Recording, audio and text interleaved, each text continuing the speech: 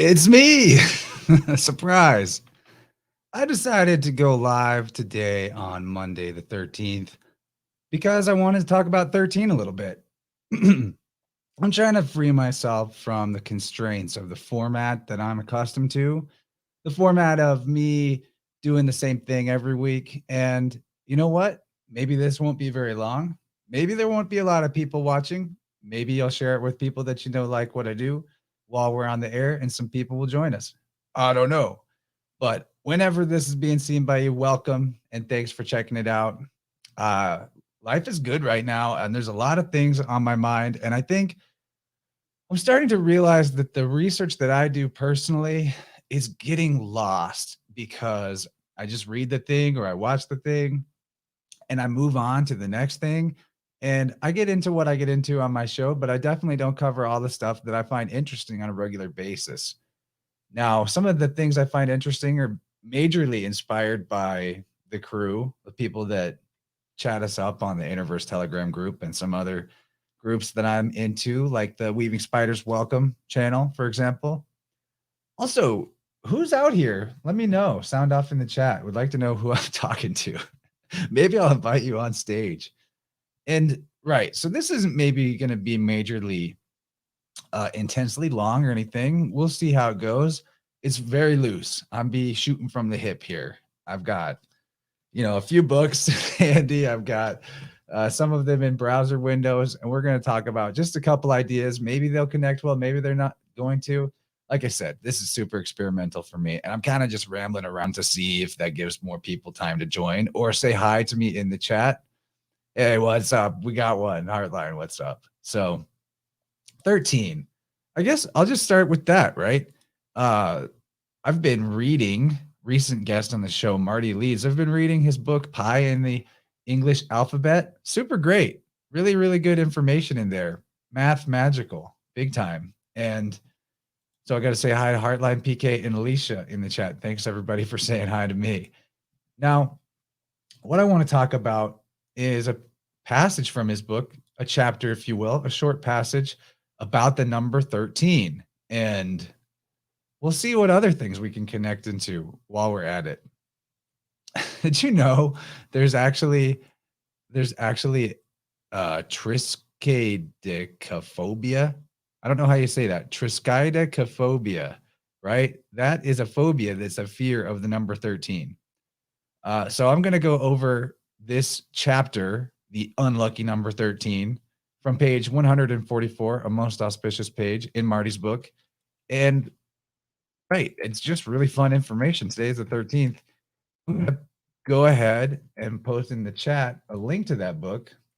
Marty's website is a treasure trove, $5 a month, and you can get into all of his books there. Pretty amazing.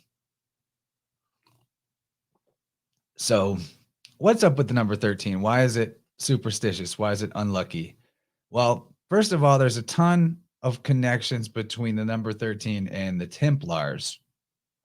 And it makes you wonder if some of this boogeyman stuff that they put out with the Templars is partially just to keep us concerned about the number 13. I mean, I'm not saying the Templars were good or bad. I don't know. There's definitely stories of Templars as the boogeyman. They do all kinds of stuff, like kissing cat assholes and supposedly profaning things that are sacred to the church. But we weren't there. And I'm not defending, but I'm not accepting. Definitely not accepting any of the mainstream stories. But to get into some of that, there's the night of Friday the 13th, October 1307, when supposedly the Templars were ordered to be arrested and murdered by the French king.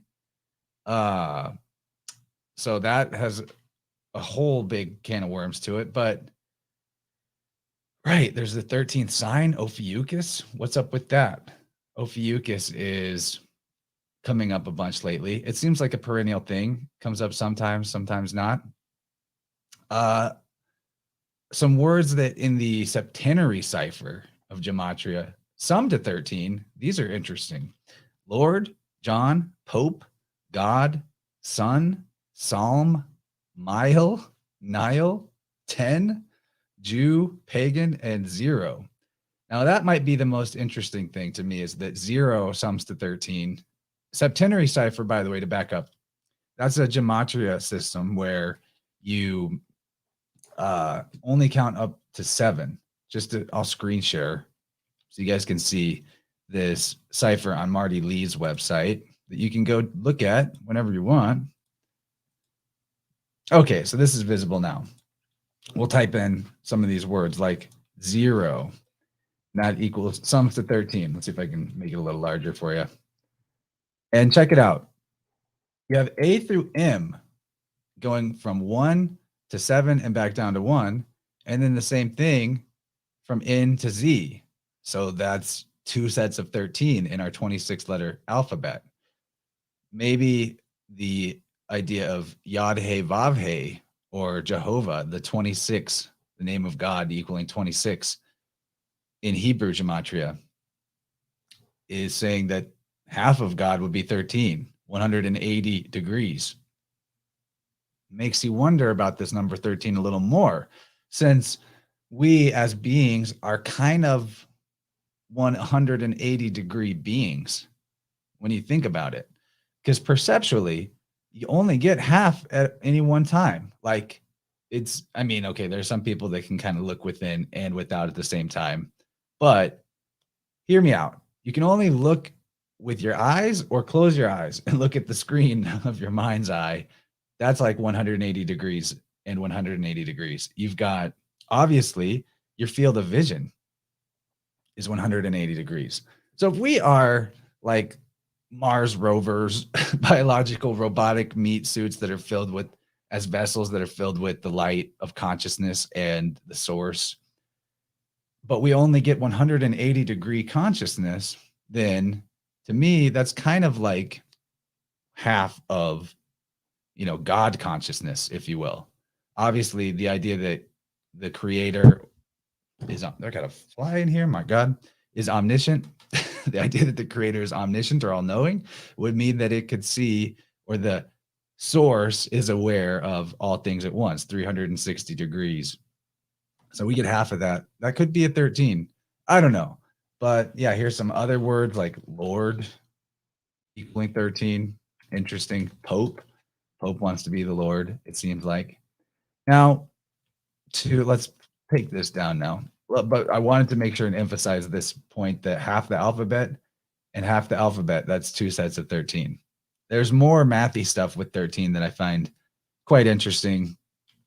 And so I'll continue kind of scanning over Marty's book to see what I can pull out of it on that note. And like I said, this is super unplanned. So I'm glad you're hanging out with me. I was going to be on another show, Conspiracy Castle, but the host had to reschedule, and I was all stoked and ready to go and do a live thing. So I thought, you know what? Why not? Why not just go live alone, which I never really do other than for divination. But I lean on that as a crutch, right? Like, oh, I can do that all day, but getting into research topics alone, oh man. But it's not that big a deal. I want to do more of this. I want to be free from my own format chains. So here we go. Oh, and I see some really fun people on the Rockfin side. Juliet, Justin Michael. What is up, guys? I'm sorry if there's other people live right now and I'm like interfering. This is so unplanned. But okay. Now, we've established that the 13 is important to the cipher of our septenary concept, that 2 halves of the 26-letter alphabet are 2 13-letter halves. But what else can we get into with 13? I'm, like I said, quoting from Marty's book here, so don't look at me like I'm just some sort of major genius. I want you to look at his work, and that's kind of partially why I'm doing this, because I think his work is cool. Now, here's the screen share again. Let's type in 13. 13. It gives you 41 as a total. Well, that's interesting, because if 13 gives you 41, and you mirror, with a little imagination is what he says. You mirror the 13, as in you put it backwards, and it's 3-1. You get 3141, which is pi. So I think that's kind of cool. There could be something about that. Another question of 13 is the zodiac, besides just Ophiuchus, if there's 12 signs and they're metaphorically rotating around a center, which would be you, then aren't you the 13th point, right? So maybe you're the 13th sign. What do you know? Kara says meteor showers tonight. I believe they're around the vicinity of Gemini, if that's correct. So watch out for that if you like to look up in the sky. There's also some major alignments. Rob B in the chat brings up the 13-month, 28-day moon cycle. That is a really, really good point. I want to now bring up the Galactic Mayan calendar. That's a great segue into this. A whole different timekeeping system that is very deep. There's a Foundation for the Law of Time website called lawoftime.org, where you can decode your birthday in this alternative system. I want to make this image bigger, but it's not going to work. This is me coming in not very prepared. But this is a calendar based on, 13 sets of 20. And it's complicated. Base 20 math is a whole different thing. But in the moon cycle, there is a truth to the fact that if we had 28 and a half day months, which is the actual time the moon stays in one cycle, we would have 13 months instead of 12. The question of how many months we should have in a year, that's really interesting, because it changes the way that our whole consciousness is designed in a rhythm sense. Really, when you think about it, the way that you divide and compartmentalize parts of something influences the way that you think about it. So maybe being in the 12 sign system is good. Maybe it's not. Maybe adding the 13th sign is a trick and we shouldn't, or maybe it's a really good idea. I want to continue talking about stuff from Marty's book, and then I have some other ideas about Ophiuchus, the 13th sign. So hold that thought. The Metatron's Cube is another thing that connects to 13. The reason being, I'm going to read from the book. Metatron's Cube is a two-dimensional geometric figure created from 13 equal circles. 6 circles are placed in a hexagonal pattern around a central circle, with 6 more extending out along the same radial lines. Now, what's important about Metatron's Cube? Let's make this big so everyone can see it. We'll get a small picture of it. It's good enough, though. Metatron's Cube here on the left is a design. Probably people already know about this, but a design that encodes all of the other basic shapes in geometry. So there's 12 around 1. That's 13 circles. And the 13 circles give you every possible shape that is a congruent shape. Very interesting. The Platonists believe that the 4 elements, earth, air, water, and fire, are constructed using these 5 polygonal shapes, like it says here. Geometry is the best version of math, really, because it's measuring what actually exists in nature, and it's not so far into conceptuality that it's lost all reason. Now, here's another cool thing with the Metatron's Cube is it gives you a very obvious shape of this, what they call the Star of David or the Star of Remfram. It's got a lot of baggage with it, but it's also got a lot of mystical goodness with it. And I was just talking actually on the phone to Mark Steves from My Family Thinks I'm Crazy about this very idea of the 6, because this 6-pointed star here in 3 dimensions is potentially related to the idea of a cube as well. I mean, the cube is encoded in it, obviously, the hexahedron, as you would call it. But why the cube? Why is that important? I think in our energy system or in our physicality, we're very much ruled by the 6, right? There's the 6 of carbon. There's the 6 of your chakras that are actually in your body. The crown chakra is supposedly a little bit off the top of your head, not exactly in your head. At least that's where I find it when I'm doing biofield tuning work. So in your actual physical flesh suit, there's 6 main chakra centers. And the solfeggio tones, like I got into this with, am I still screen sharing? Okay, cool. We're just going to look directly at my PowerPoint. And solfeggio, which comes from the Ut Queant Laxus, or hymn to St. John the Baptist. There are 6 notes. There are do, re, mi, fa, sol, la. And here's another chart. This chart is probably more useful. I may back up and talk about solfeggio again. But these 6 tones correspond to the 6 physical body chakras, potentially.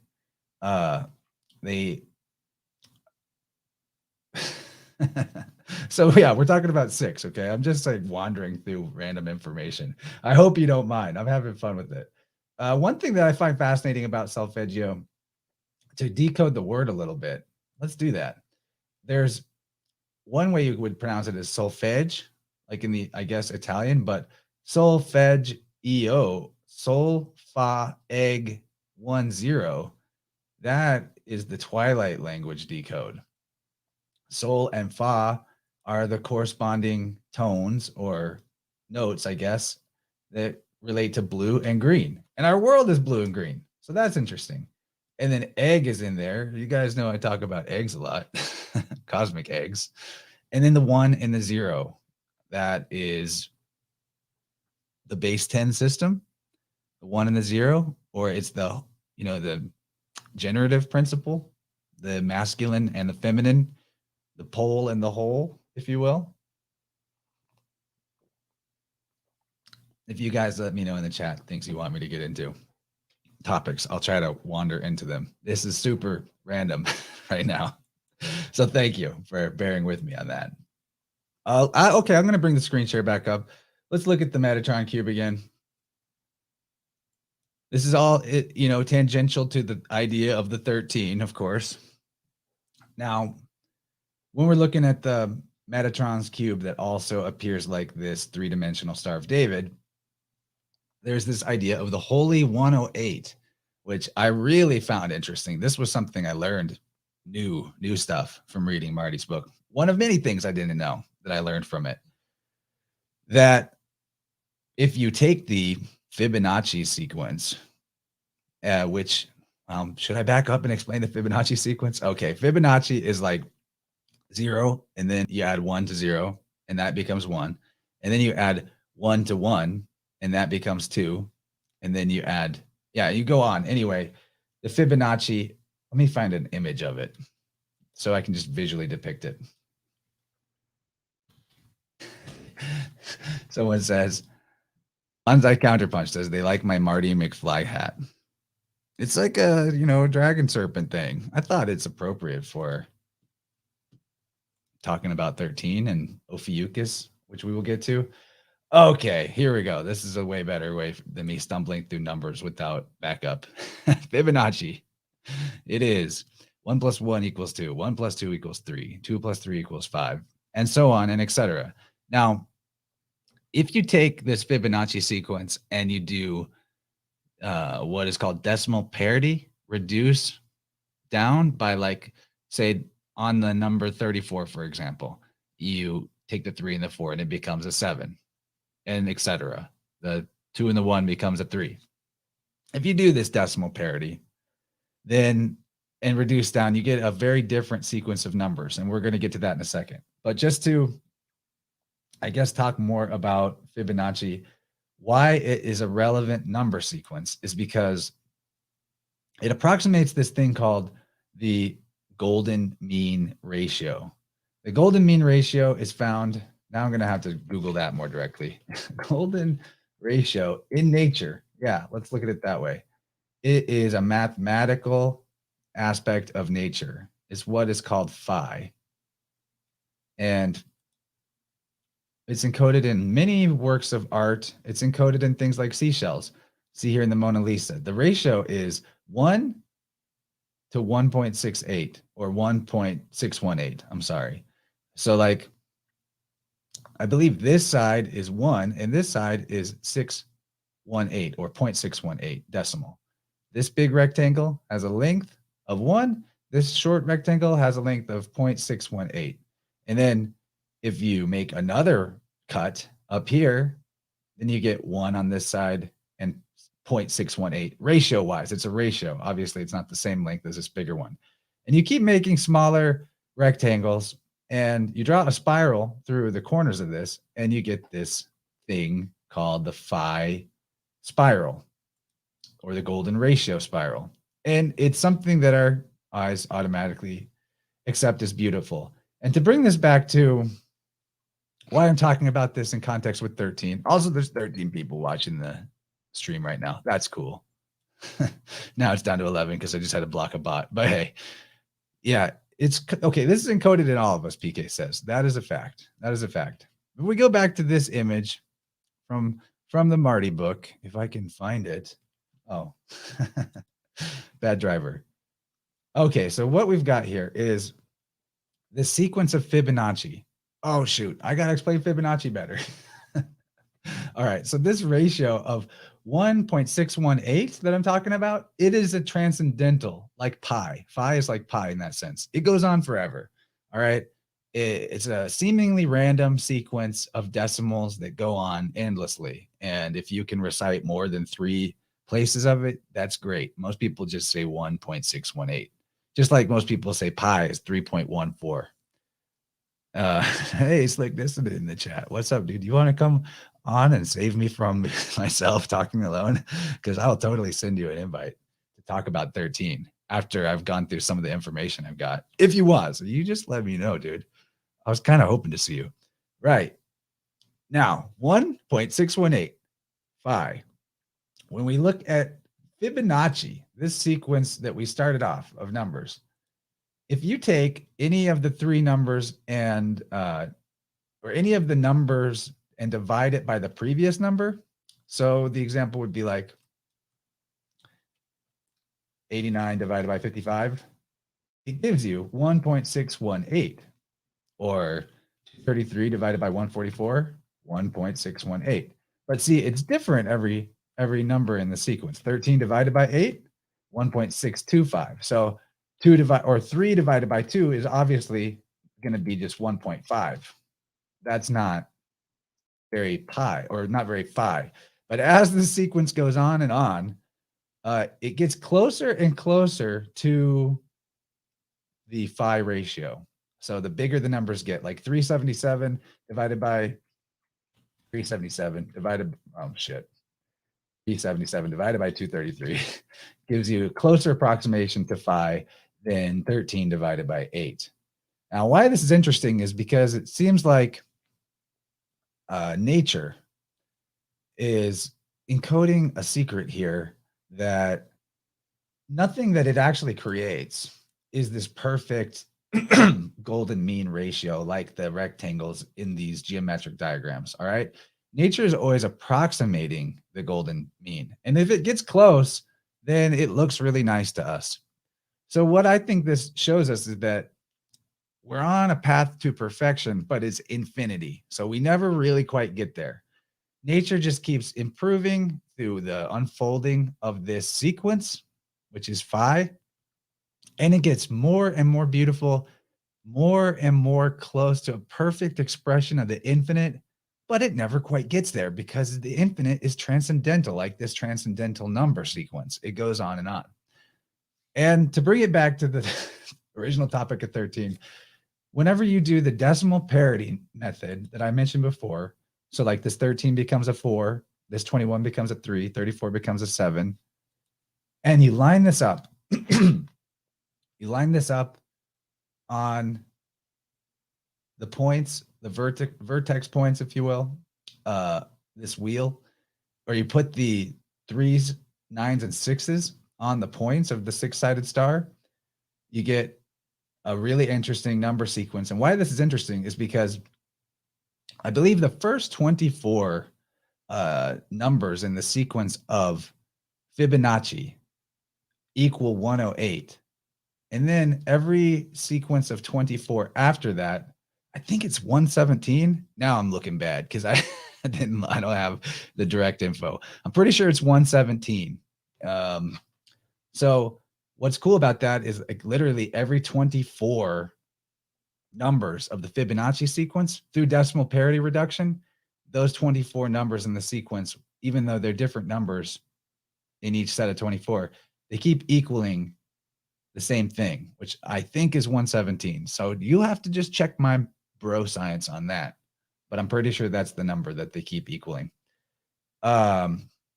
Which would make sense because 117, that's a 9, and the holy 108, 1 and 8 is a 9.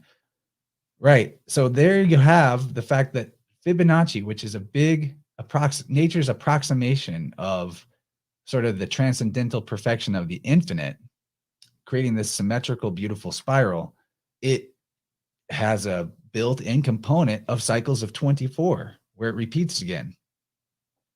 So there we have maybe a connection to why we like to use, or why we like to use a 24-hour clock. I was about to say why there's 24 hours in a day. There's not. We made up what hours are. But anyway, this is all encoded on the Metatron Cube, which is a 13, or is 12 circles around 1. So that's pretty cool. The 4 elements, earth, air, water, and fire, being a part of this, I think is a really useful. Supposedly all this is occurring from a Big Bang. Yeah, sure. Yeah, sure. I don't know about the Big Bang. I don't know about that. Slick, I'll link you in. You know what? You just hold tight. I'm going to go over a couple more things, and then I'll bring you in here, buddy. And since you're listening, you won't miss out. All right. Earth, air, wind, and fire, by the way, something I like to tell people to stay in flow state. watch your four elements. What balance are they in? Are you getting enough air? Are you doing the diaphragmatic breathing deep in the lower stomach and not just your upper chest, shallow breathing? Obviously, water, we need to hydrate, duh. And earth, I looked at as rest and grounding, physically, electrically grounding.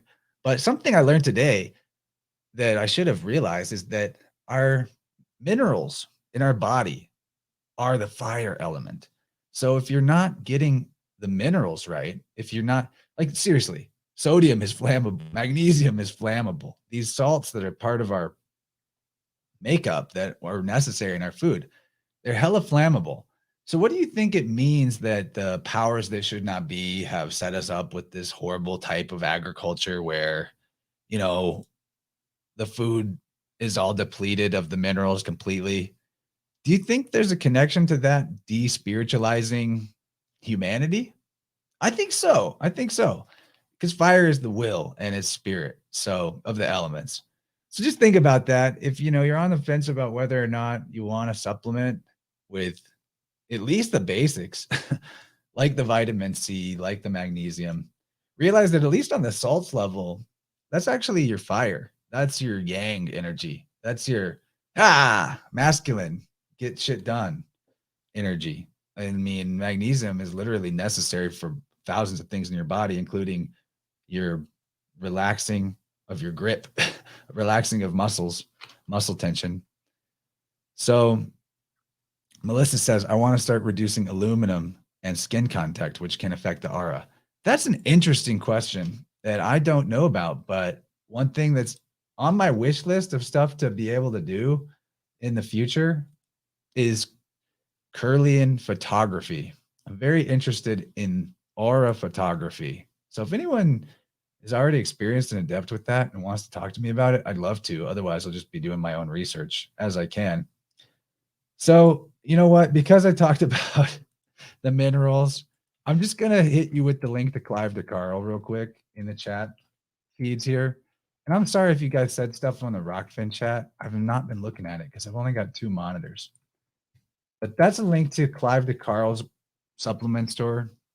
I do have an affiliate link with him. So if you buy stuff with that, I will get a kickback and it costs you nothing extra.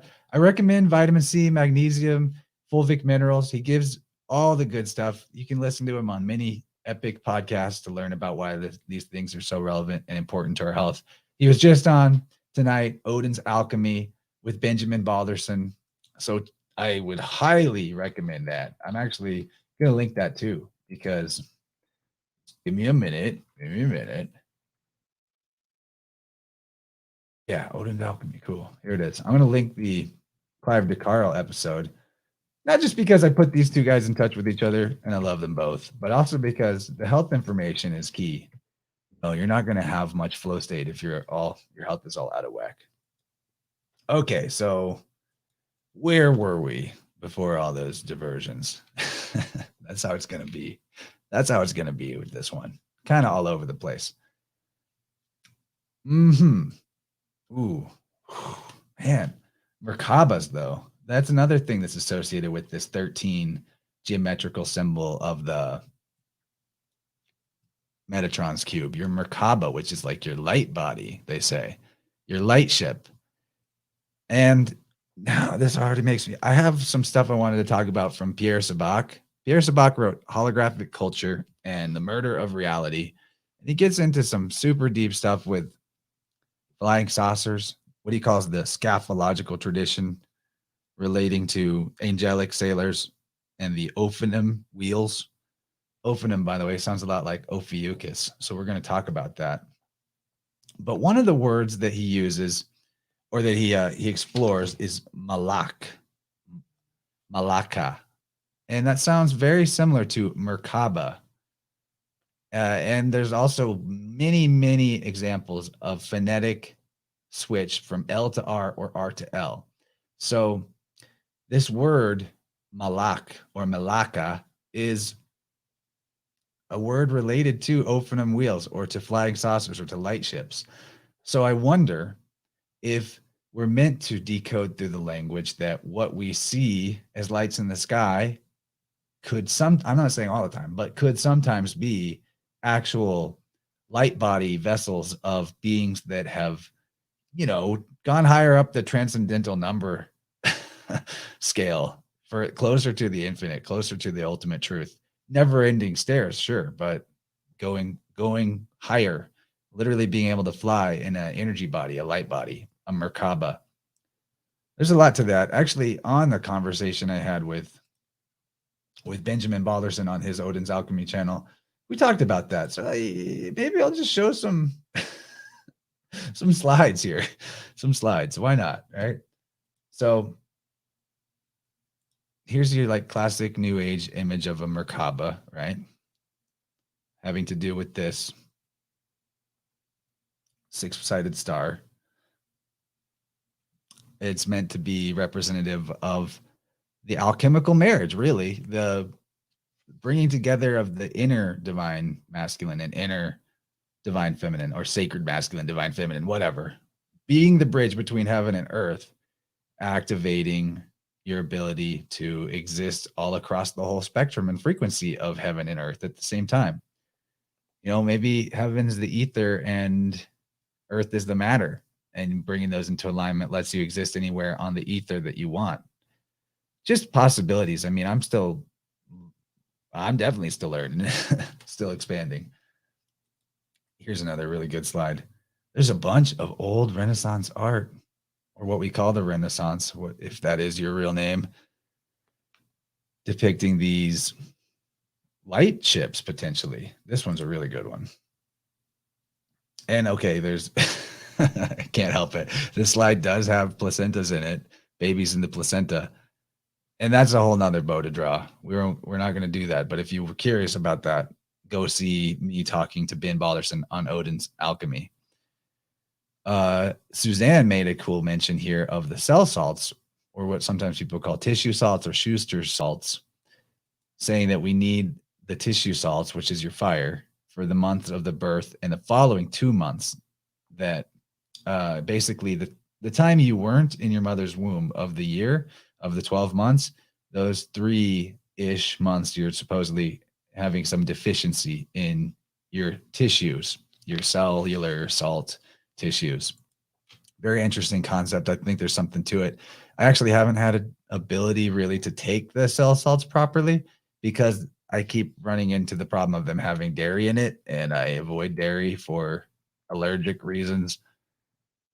So at some point, I'm going to experiment and see if that really helps me or not. Or maybe I'm doing a good job getting it from my food.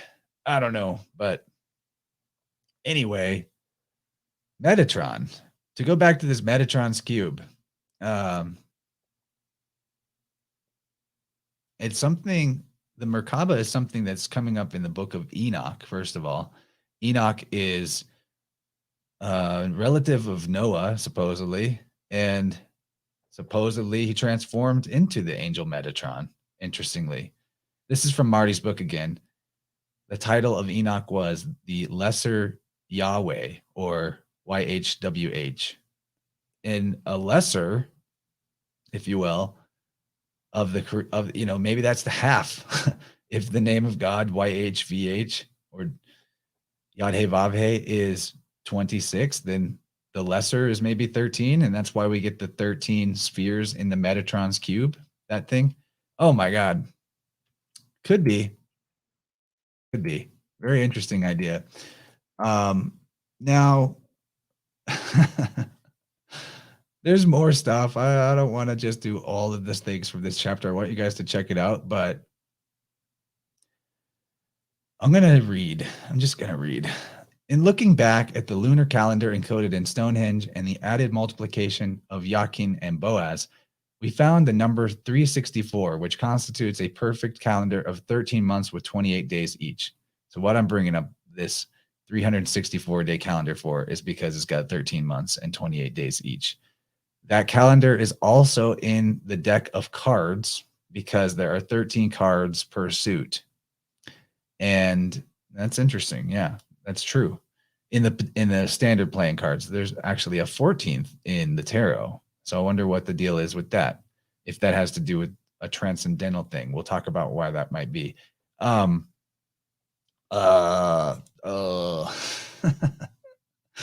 Oh, I thought I had another page about the 13 ready to go. Hold on a second. I know I'm making this really entertaining. Oh, yeah.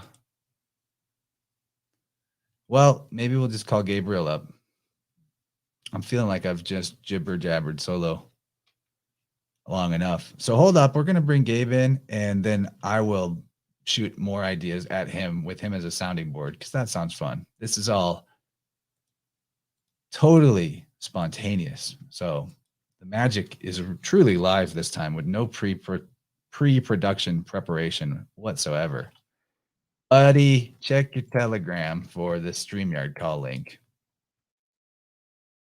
Oh, yeah. Jenny B says 12 disciples of Jesus, with Jesus being the 13. Of course.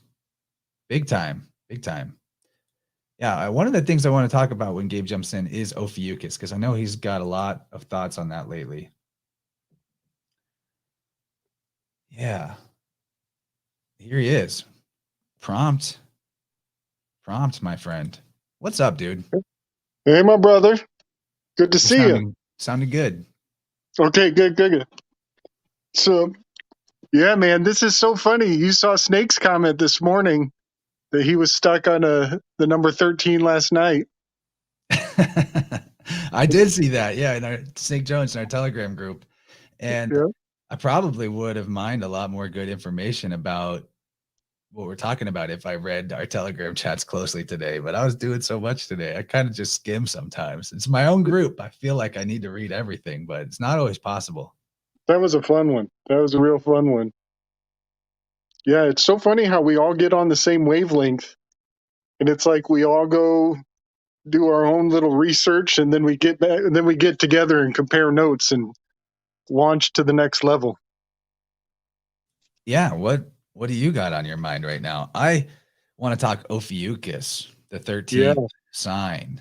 So do you want to start there? Do you have something else you're thinking about? Well, no, this could just go and go forever. But yeah, let's really focus on the Ophiuchus. If we can hold that thought, and if you have other things in the numerics or other 13 stuff, go for it. I actually there was a specific page I wanted to get into from Marty's book that I totally lost track of, and I'm gonna scan for it a little bit while we're talking. All right. I'll let you know if we get to it. So anyway, yeah. What have you been thinking about during this whole conversation? This one-way conversation so far? Well, it feels like a continuation from, some of our thoughts from the past month. We just went through the Ophiuchus sign. We just transitioned over it. And it occurs, the initiation point is November 22nd, which is the day of JFK passing away, C.S. Lewis, Aldous Huxley, all on the same day, right at the gateway of Ophiuchus's domain. And so the significance of it, I think, is absolutely underappreciated. And I think it's, we're in the quickening and the knowledge is washing over us the more we look at it and pay attention.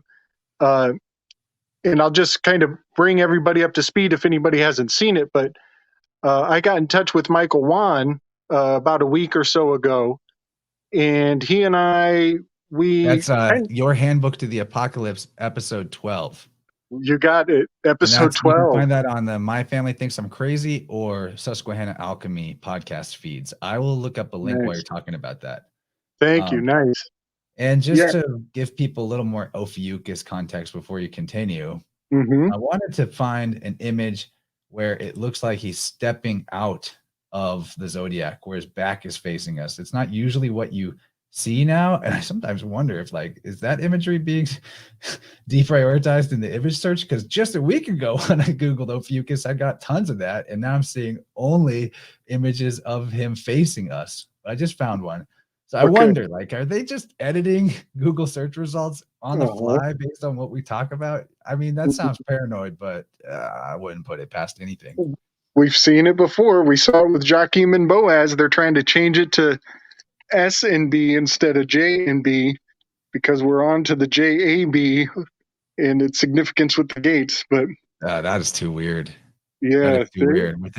Within a few days, all the Google image search results of the Masonic two pillars, the J turned into an S all of a sudden. My whole yeah, life it's been J and B. No, are we being Mandela affected through technology where it's a fake Mandela effect? It kind of looks like it. But here's Ophiuchus. It's the serpent bearer. And hmm I'll try to find another image that's a little bigger after this, where we can see yeah, it in context with the other zodiac signs, because like we're really close to it right now with the sun in Sagittarius too. right, right. Oops. So, so some of the subject matter that I was trying to put forward with Mike, and we got a little off subject, off topic, and went down some other rabbit holes, but I think they're all very parallel and significant. Is I've been quite convinced for a while that Ophiuchus represents the Baphomet. And some of that is substantiated in Tracy Twyman's book on the Baphomet and the Templar mystery revealed. There's a whole chapter about that in her book. So, all credit to where credit is due with that. But that morning, before I talked to Michael Wan, it occurred to me how much the actual physical constellation, the arrangement of the stars that make up Ophiuchus, how similar it is to the Susquehanna River. And also, the Baphomet has one set of fingers pointing at a black crescent moon, the other set of fingers pointing at a clear or white crescent moon. And on the Susquehanna River, there are the Herkimer diamonds and the anthracite coal. And I think there is a powerful correspondence with that above and below in the two branches of the Susquehanna River. Well, dude, Indicate, yeah, what constellations on the other side of Serpens and Serpentarius? Hercules, Herkimer. you got it, brother. Yes, and oh, I love it. I love it. Yes, yeah, uh, and so yeah, and then just to kind of bring it all up to speed is that the Templars were obsessed with the number 13.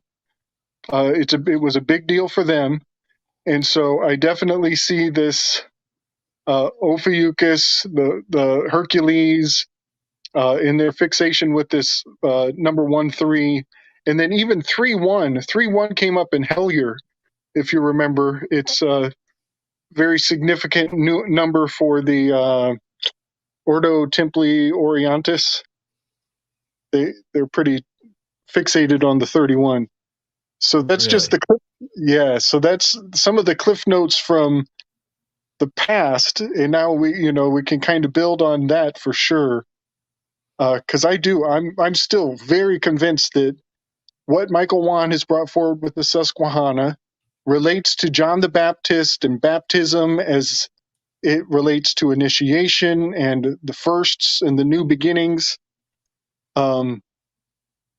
And So I brought up the idea of Ophiuchus facing away from the zodiac because you mentioned right, all those like deaths and assassinations. Are they being kicked out of heaven metaphorically? Is that part of it? right, or like yeah, or even stepping off of the stage, removing themselves from the stage. Um, Also, the term scapegoat. They're being scapegoated. And Baphomet has the goat head. And Ophiuchus is often, um, is kind of, he's, as a form of remedy, he's removing himself from the zodiac. He's stepping off of the zodiac, walking away from. And so he is very much embodying Judas, who was the scapegoat. And often Judas is in art. You'll see Judas of Iscariot is sometimes has 1 foot up and 1 foot down as he's sometimes stepping up on a pair of steps. But that is also embodying the myth of Orpheus, where Orpheus is coming out of the underworld, leaving the underworld, and he's just on his last step when he has that moment of hesitation and he looks back and he loses his sweetheart and she disappears back into the underworld in that tragic moment. And check this out, Chance. This has been on my mind too. Think of Jackie Kennedy. When JFK got blasted, she's crawling off of the car and she has a moment of hesitation and she turns back and tries to reach for him, but he's gone. And she has to give him up and jump on the rescue vehicle and leave him. And that was a reenactment of the Orpheus myth with a gender swap. Wow. I've never thought about that before. They do other things with Jackie Kennedy to kind of like make her even symbolize the sun or connect to the sun. And he is sort of a solar king figure, but maybe that's part of the ritual was and it's been a while since I looked at King Kill 33 and the other Shelby Downard stuff that gets into the ritualism of the Kennedy assassination symbolism, but yes, there were some specific moments in there. That's an interesting book.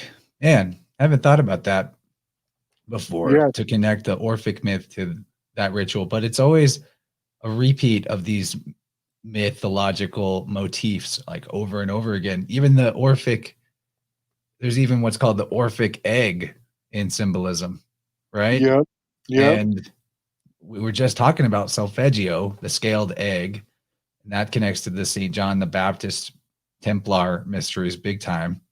Big time. So so the egg is connected to Orpheus as well. And that word Orphic or Orpheus is not very far away from ophonym, which is I want to read from Sabak at some point and talk about that.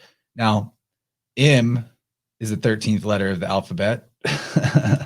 We've talked about that a bunch. The empire is a thing, but M is also, Suzanne is pointing out, mother or matter. And really, not only has the feminine been demonized and been blamed for the fall and all this, that, and the other thing, but matter itself is looked at as the, the downside of spirit and matter, when really you could unify the two within yourself and realize your matter is spiritual and your spirit is material. And we don't really need that. So that is interesting. I haven't thought about M representing the mother as part of why the 13 is getting demonized. And then Orpheus is very similar to the word orphan. And there's another mystery and rabbit hole of orphan. How many of our great-grandparents or great-great-grandparents are orphans, and what's up with the orphan trains throughout the accepted history? Yes. In the Tartaria conversation or the mud flood conversation, big time. And that's a missing link too. We're looking, I'm starting to think of Stephanie's comment here made me think 13, is it the missing link? And to talk about a little bit more of stuff from Marty Leeds' work on the Pi in the English alphabet, or Pi in the English language, I guess, volume 1, which I linked in the chat, but I can link again. Just martyleeds33.com, people. Yeah. He was talking about in this chapter called The Garden of Even. He brought up something that I've heard you mention before, Adam, autumn. Adam is odd, Eve, even. So like Adam is 0, 1, Eve is 1, 0. And they're both actually 1 if you drop the O or the egg. The odd and the even become equal in a way. They're reflections of each other. So that is a totally different way of considering math, first of all, because the 0 before the 1 and the 0 after the 1 for 0, 1 versus 1, 0, 1 and 10, the 0 is nothingness. It's so you're not really taking anything away from it or adding anything to it. So really, I mean, this is just a basic concept of gematria that 1 and 1 are, or that 1 and 10 are the same thing. There's an 11 concept there too, the duality of reflection, really. Yes. Looking at them as reflections. And it doesn't mean that biologically gender is equivalent. Of course, we don't want to go there. That's kind of going full retard because we need the reflection for the generative principle. But to go in this chapter, he talks about the multiplication of the numbers 1 through 10 by the number 9 and how this has a really cool reflection pattern.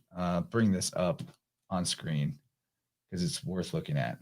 There's a little chart in here. So 1 times 9 gives you 9, but 9 times 10 gives you 90, and 10 and 1 are similar here. 9 times 9 is 81. 2 times 9 is 18. So do you see the mirroring? 9 times 8 is 72. 3 times 9 is 27. So we have this mirroring in the two halves of the number line when multiplied by the 9. And of course, in gematria, it's often even said to just drop 9s out because if you're adding 9 to anything, it's going to make a number that could be reduced down to a single digit because 9, adding anything to 9 will give you at least 2 digits. So you can always just drop the 9 out of gematria, like 5 plus 9 instead of multiplying is 14, which reduces 1 plus 4 to 5. So the 9 is basically irrelevant. You can drop the 9 out of it. Very interesting. But here I want to read this passage because this is where we get to 13.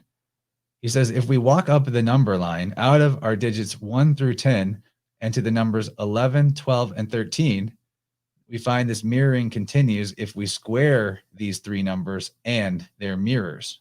So let's bring up a calculator and just experiment with what he's saying. 11 times 11 is 121.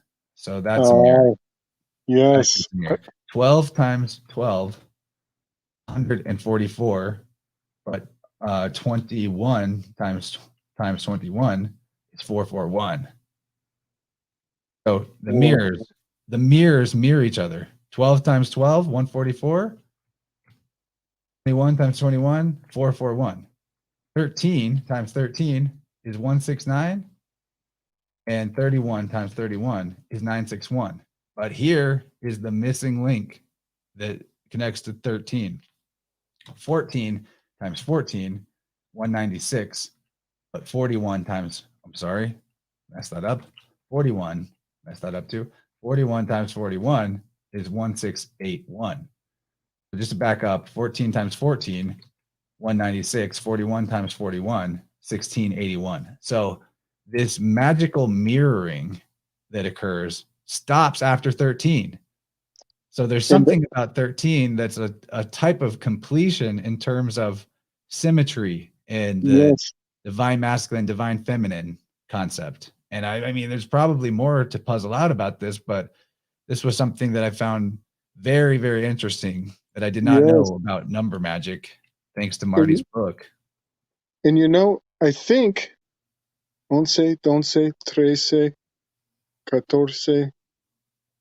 Okay, it's 14 is the last in Latin. 14 is the last number that is does not have a dies added to the phrase. So in English we go up to 12 and then we start saying teen. So it's 13 is the first teen because 12 doesn't have a teen on the end. So 13 is the end of that pattern. But in Latin, it's actually, I think 15 is the part where we start adding, where we change the phraseology of the teen system. That's really interesting. Yeah, and then 14 is and isn't that the king? In English though? So we need some people that are linguists, or maybe I should just Google it. To back up what you're saying that after 13, the way that it's named takes the 10 out of it in terms of the word, right? But in English, we have specific like words for 11 and 12, and the teen system doesn't kick in till 13. So it's almost like they're kicking 13 across to the other side. Right. We're in the liminal space here. Now, another part of 13 is between 13 and 14, you have a 3.14, a pi. You got it. You got it. Yep. So M and N are the centerpiece of, well, technically M is the centerpiece of the alphabet. It's the middle of the 26. So we are in the liminal space. And just a quick footnote is, Aleister Crowley, that's a AC, that's a 1 and a 3. These occultists are obsessed with the 13, and they know about the magic, the M-agic of the number 13. Yeah, and I'm thinking AC is alternating current versus, direct current idea. Nice. And here's an Yeah. interesting Kazi 108 in the chat says, in Bengali, 13 is tarot. Whoa. Tero is what he says. That is something. Tarot, 13. Bengali, don't know much about that language, but dude, epic share right there. That's a great one. Wow. So also something that, we've gone on before about MK Ultra. The word MK Ultra is almost a perfect anagram. It's one letter off, and that letter is only one, gematrologically only one away from. But the phrase Malkuth, the shell of the Sephiroth, Malkuth, and MK Ultra are almost the same letters rearranged. And I do believe that, MK Ultra mind control programming has to do with removing our sovereignty. I think the word Malkuth means kingdom. And we are losing a crown of sorts. We're losing our crown. We're having our thinking rearranged with MK Ultra programming. And so our connection to the realm is being scrambled. And I really do believe that MK Ultra is very dependent on not just circumcision. I think circumcision is one of the most fundamental forms of mind control that are used most commonly, so common that it's just accepted, and people just change the subject and move along. But other forms of mind control take circumcision to the next level, you could say. Castration, hysterectomies are known forms of, really claiming another person's generative power and putting them in an in-between space. Because now they're neither male or female. They are stuck in between. And there is that liminal space again where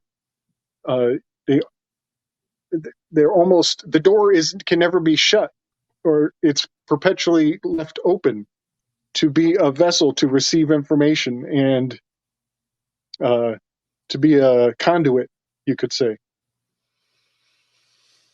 Man, I had a thought today when we're talking. Okay, so the circumcision, you could look at that as almost a light version of the idea of sacrificing the firstborn male.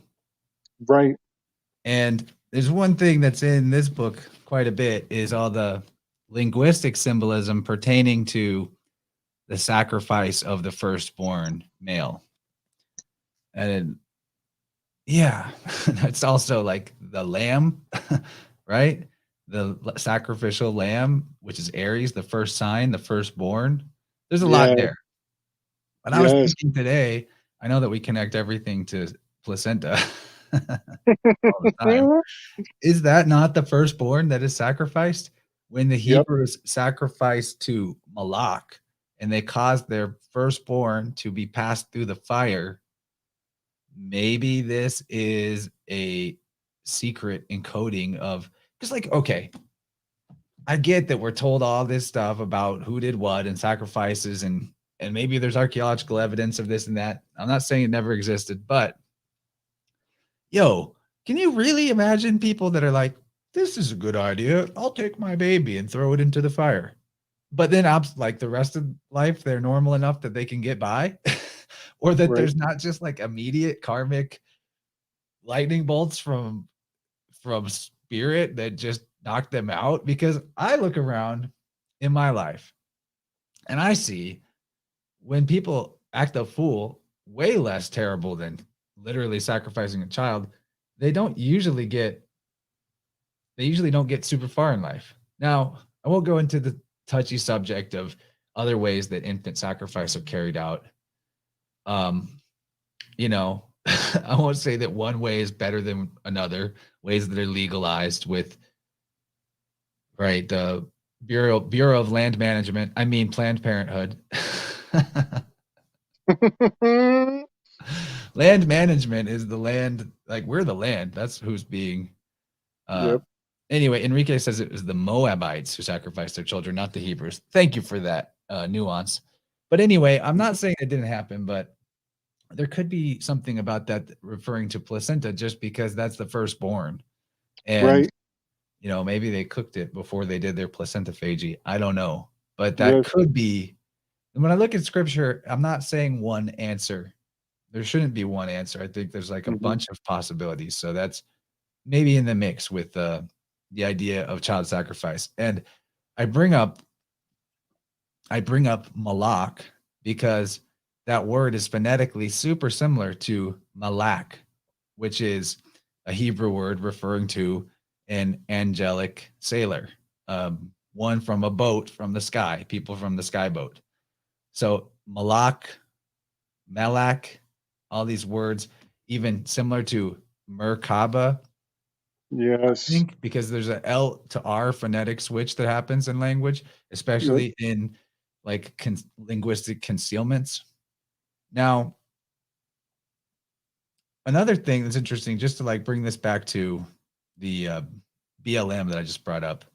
BLM numerically is the same, at least in like the ordinal cipher. BLM is the same as MLK. Sorry, the full reduction cipher, because the B and the K are both twos. The K is 11, the B is 2. So MLK, other than being the consonants that you need to spell phonetically to spell Moloch, is also related to civil rights with the Martin Luther King character, or I shouldn't say character, but you know, he's a folk character. There's a mythos of him that's beyond whatever the real man was. And then BLM, we were shown that all last year, you know, with the Black Lives Matter movement and how that was just veiled communism. It's like really thinly veiled communism. And obviously, I think equal opportunity is a thing. I don't know why I have to give that disclaimer. We're all equal in our value under source, right? That's a fact. But yeah, brother. Yeah. Anyway, there's just like some interesting linguistic connections there. I'll stop there and kick it over to you. Right on. Yeah, I got it. Yeah, you set up a lot for me there. So, maluk. I want to talk about like lux, the light, and the concept of lush. And I did a quick video on this, and so many of my videos, I go look back at them, and I'm like, oh, I forgot this and I forgot that, and I could have said so much more, you know. But I want to point out that I tried to summarize this concept of lush and how to expedite it, how to get it across in the most efficient, concise form. Because it even relates to like luchadors. They're wrestlers, they're strugglers. And I think a good way to convey it quickly and concisely is reprioritizing. And by sacrificing your first child, you're giving up your first priority, and now all the rest of your children have all that. You know, they take that. You're settling for the second best, and you're giving the principle to a deity figure. And so the word light. Well, let's look at this comment from Melissa real quick. 3-digit names like MLK reads like a stock exchange name. Even after death, created entities can get fed because of the fame of a name or idea or persona. Yeah, I Yeah. think that's a fact. I think that's part of what's happening here is that through like these, there's egregoric forces operating through humanity, Yes. influencing humanity. I don't think humanity is doing all this to itself necessarily. So anyway, this Yep. connects to Lush. Continue. Yep. LK, that luck, light, Lush, lux, let there be light, the first words in the Bible. And I want to point out real quick. So Abel, the first son, Abel, he was a herdsman. And so he had a flock of goats or sheep, whichever, and they trespassed on Cain's soil because Cain was the a gardener or agriculturalist. And so then Cain kills Abel, and in some myths, this is particularly Mormon, Masonic Mormon, but Cain keeps the skin of the goat, or I'm not sure if it's a goat or a sheep, but he keeps that skin and he carries it forward. He keeps it. He is his brother's keeper. Now he's the keeper of that, the sign of that transgression. I think it's a lamb. And so that is where the Masonic apron comes from.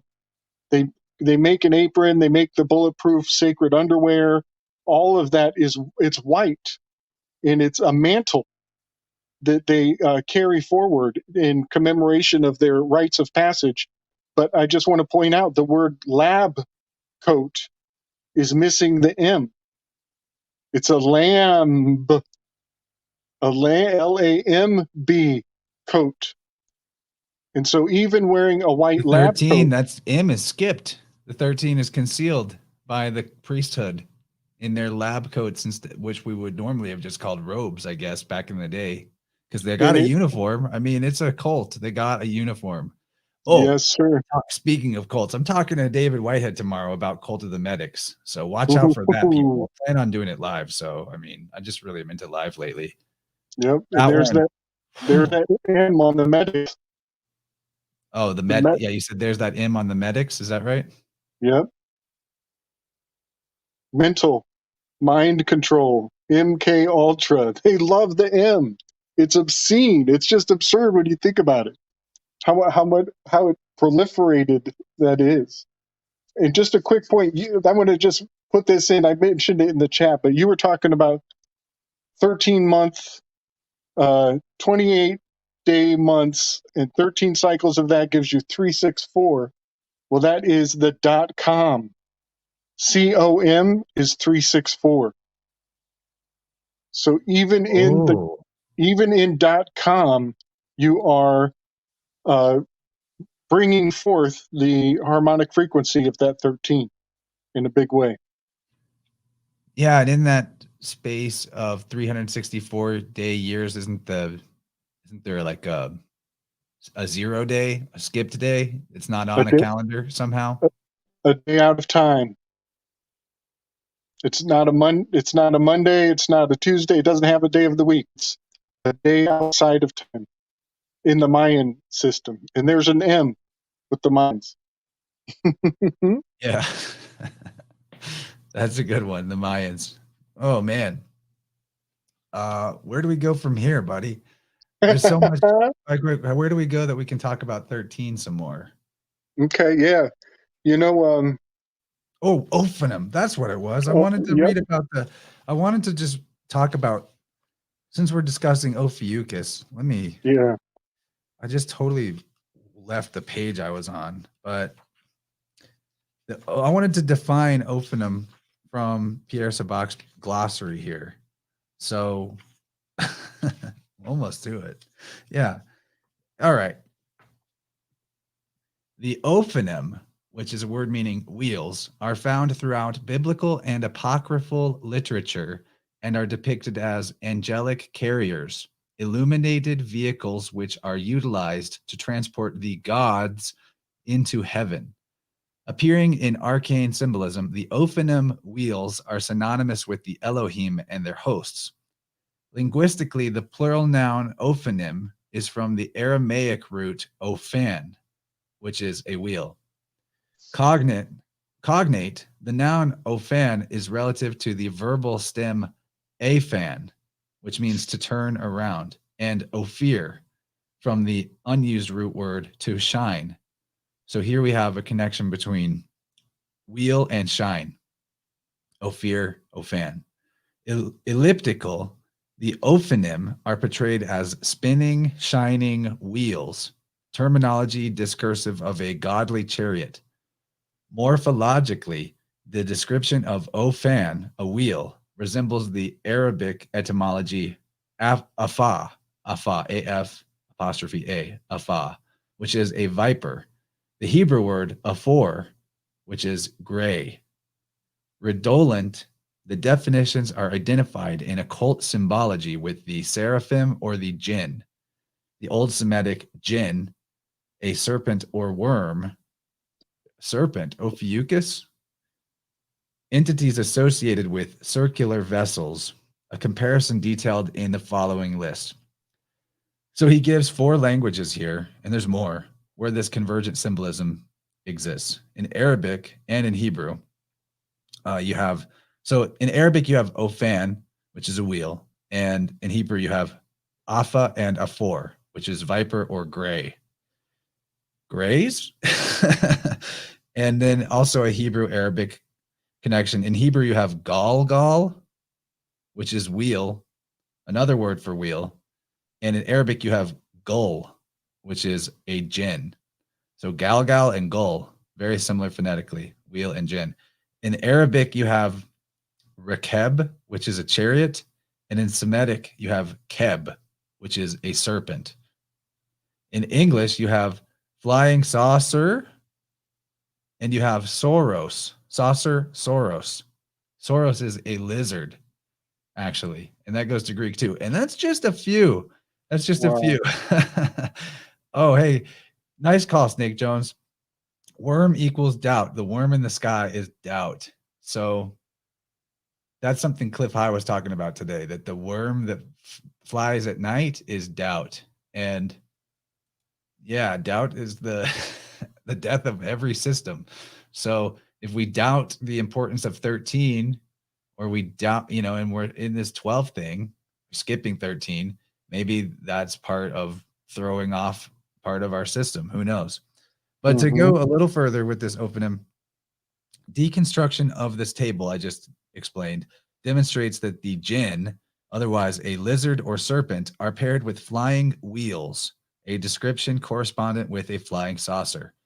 From an erotological perspective, the noun ophan, a wheel, can be construed to be a phonetic pun on the Arabic noun afa, a viper, Hebrew afor, gray. Uniform, the juxtaposition between ophonym, wheels, and the reptile is replicated, reptile, replicate, in urban mythology as a gray alien. Gray aliens, by the way, I'll add, are often depicted or described as being robotic or similar to each other, seeming like not organic or replicated beings. Interesting. Makes me also think of Agent Smith in the Matrix wanting to replicate himself on everything. This is part of what the fear side of the vibration spectrum does, is it tries to condense and conform everything to itself, to the one outcome instead of multiple possibilities. Anyway, historically, a little more about ophonym that's relevant. Historically, the ophonym wheels are represented as shields, saucers, or baskets, and are identified with vessels, boats, and chariots. I want to break in here too. This is why the coat of arms for these families that are theoretically of the naval or the noble class, naval meaning from a boat, are construed on shields. Coats of arms go on the shields, and the symbolism is on their shields. Also, I feel like it's relevant to point out how many stories of Messiah type figures are put in baskets floating down a river, and symbolism along those lines. Very important symbolism. And the sky is the ocean as well, and the as above, so below, and the old conception of things. And I think we're coming around to a new conception of things that, yeah, we've got I just saw Wisdom Traders in the chat. What's up, Davey? What's up? He does a theme music that we play in between segments, the really dope music. Man, Nice. love that guy. He's a good friend. Okay, so I've got one little bit left in this paragraph. In modern parlance, the ophonym are equivalent to a flying saucer. Cross-cultural, the insignia of the circle, wheel, or cog is ancient and is displayed throughout religious encodings. Think how a cog is similar to a wheel that steers a boat. And think about the Rotary Club in their logo.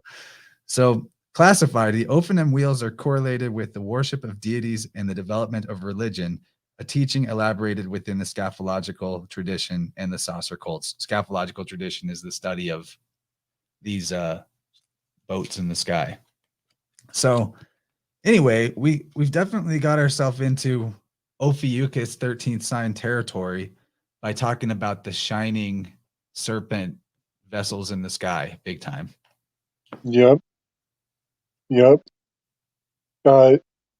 mentioned baskets, and we'll just kind of get this out of the way real quick. It always comes around to the placenta, but in Latin, the word for basket is cesta.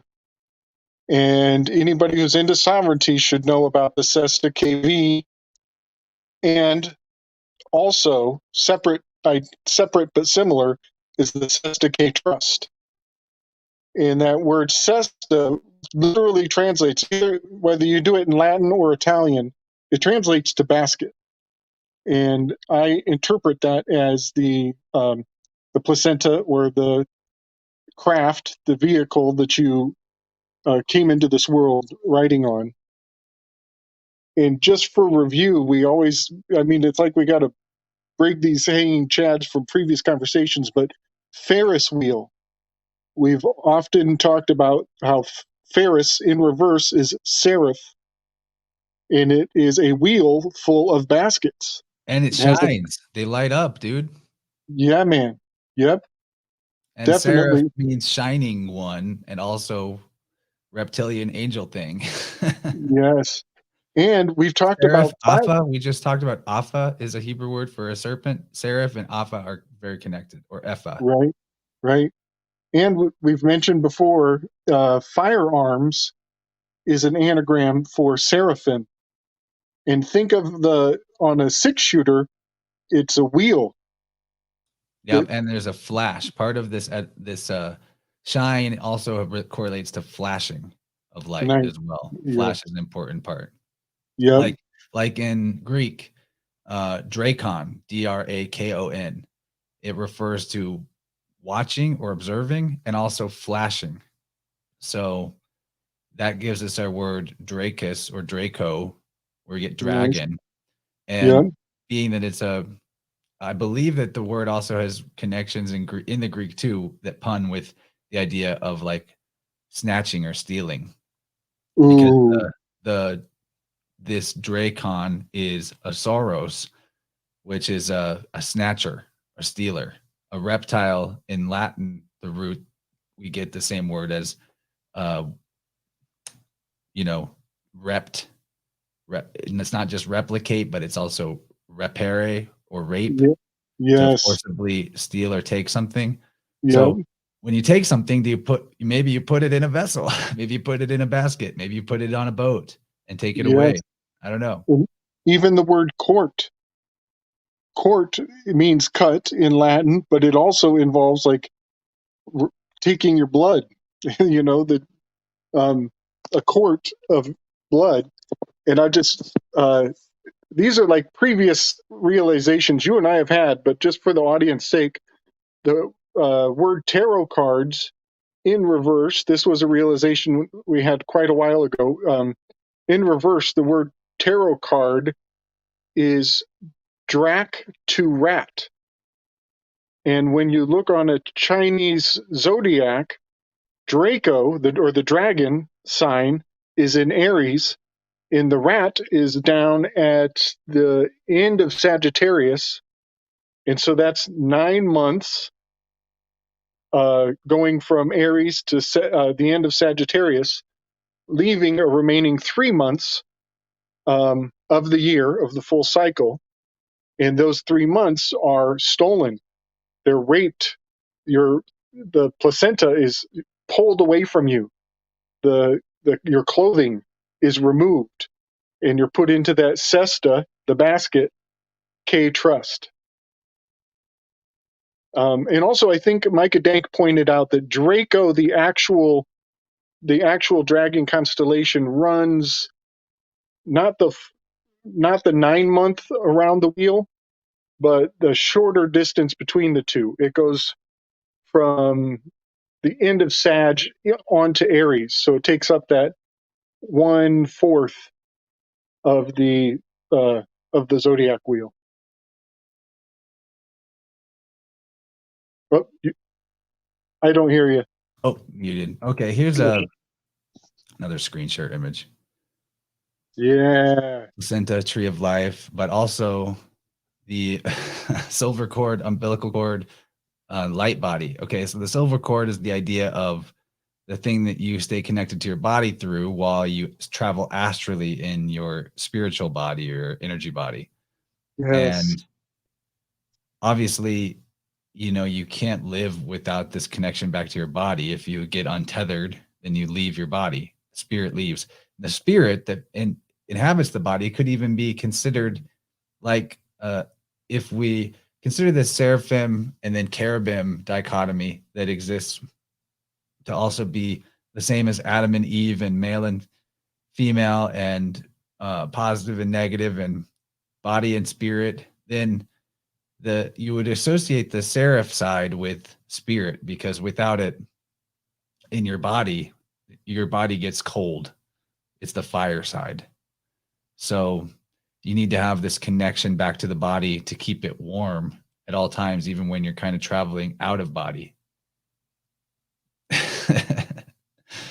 So do we have any way of like wrapping this up into an interesting conclusion? Because I want to do this kind of thing more often, but my goal was to do maybe shorter form, and now we're in an hour and a half deep. So yeah, let's stop soon.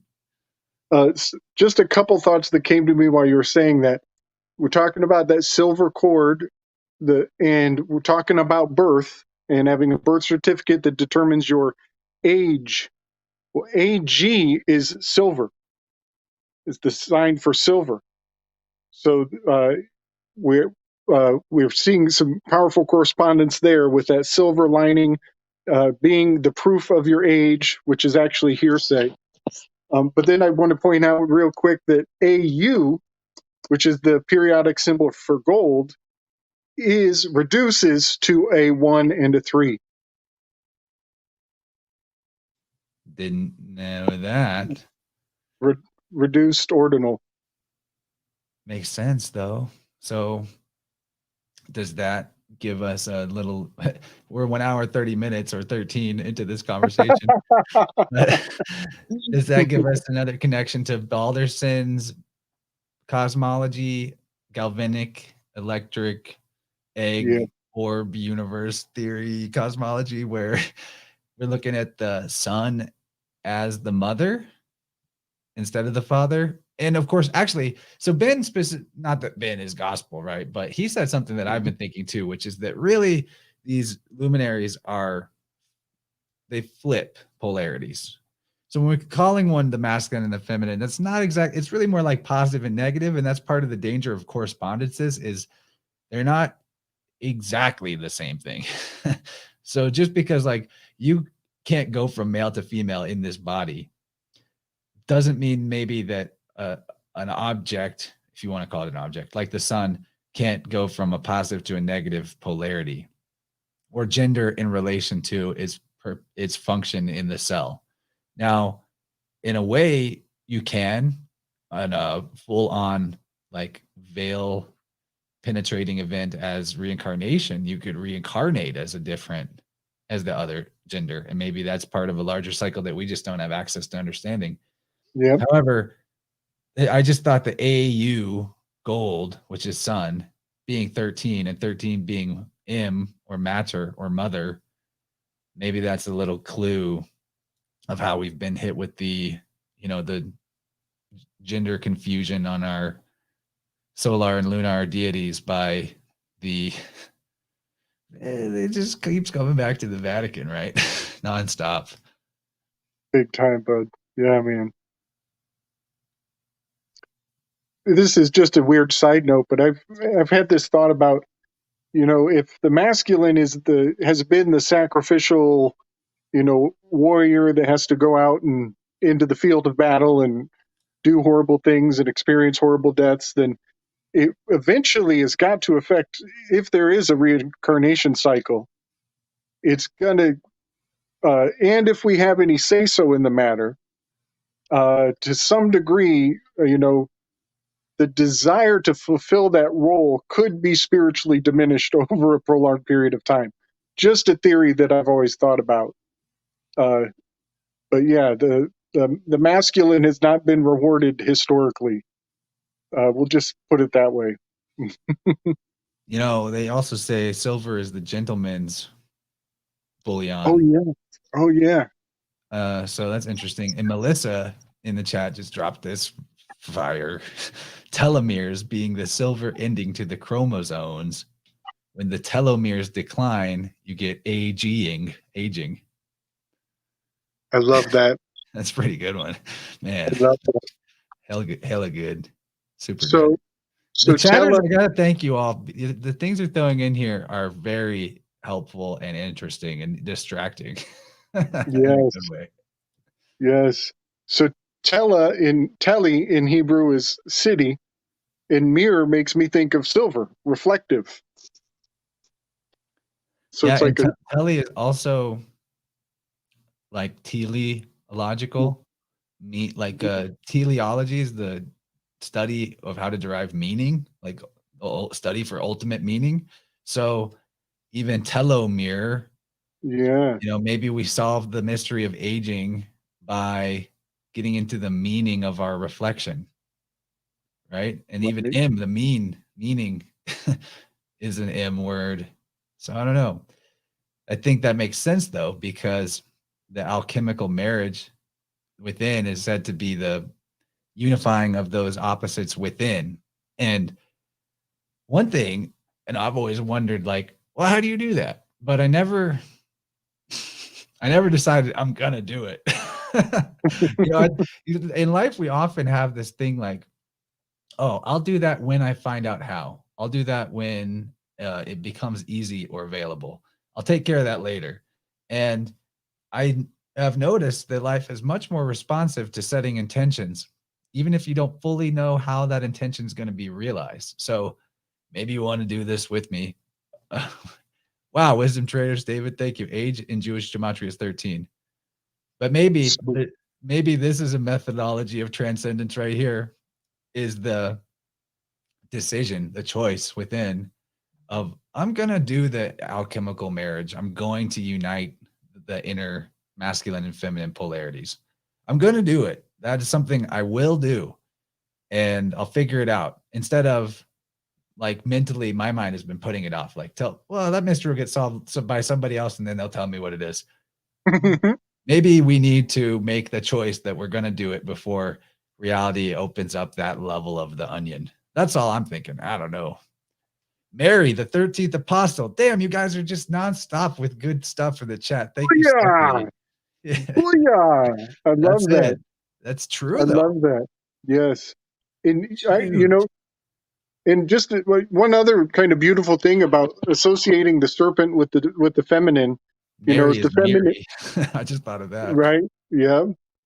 The feminine, with the menstruation cycle is a shedding of skin. And those, the ovaries, or I guess the uterus, is shedding that skin on a regular basis. Yeah. I just pulled this out of the deck not knowing where it was. I just want you to know this is the 13th card. I just went, I'm going to pull out this card. You didn't see me searching in there, right? Like, just want to throw it out there. I pulled this out right out of the deck. And he's got the silver armor. Oh yeah, man. The silver on the flag. I totally interrupted your flow with that. I just was feeling the hot hands, No, yeah. I just wanted to point out that the divine feminine and the serpent and the shedding of skin, and Ophiuchus being the 13th constellation. Um, and also, we've talked in the past about MK mind control and the castration cults and men becoming females. And one other point from that King Kill 33 with Shelby Downard. James Uh, Shelby Downard. yes, he points out that Jackie went to the islands of the like the Ophanum cults, those castration cults, and she did a ceremony with allegedly Aleister Crowley out there on those islands. And just to bring it all full circle, the name Jackie, Jacob, it means supplanter. And if anybody wants to take a minute and read Genesis 34, I got someone jacked my car. right? Yep. So take a minute, everybody. I highly recommend read Genesis 34. It's a story about Jacob and his brothers putting together a very nefarious plot to supplant an entire city of people through a castration trade agreement. And it's worth a read because a lot of that Old Testament is tactical training for how to undermine entire civilizations, entire kingdoms, entire royal houses. There's a lot of strategy embedded into the stories of the Old Testament. And Genesis 34 is something should be fundamental to all of us. It's a big one. And it all goes back to Jacob and the supplanter and Jackie. Interesting too. 13 in the I Ching, which came up today in the divination this morning, is companionship. Mm-hmm. And that kind of goes into the idea of learning from the mirror. Right. And then Melissa brought up, Melissa's on fire with the chats. Does 13 have to do with castration? Pictographically turn 13 sideways and think about danglies. Yes. And M is just think, okay. MK Ultra, Mickey Mouse, the Mickey Mouse Club. Who are the type of people in the Mickey Mouse Club? I may not be explaining this the best, but the club is fire, and the pyre means fire, and the clubs in the suit of cards is the fire, right? And when it's the wands is like your dangly too. It's your man wand. It's yeah. So when that thing is removed, it leaves a club looking scar.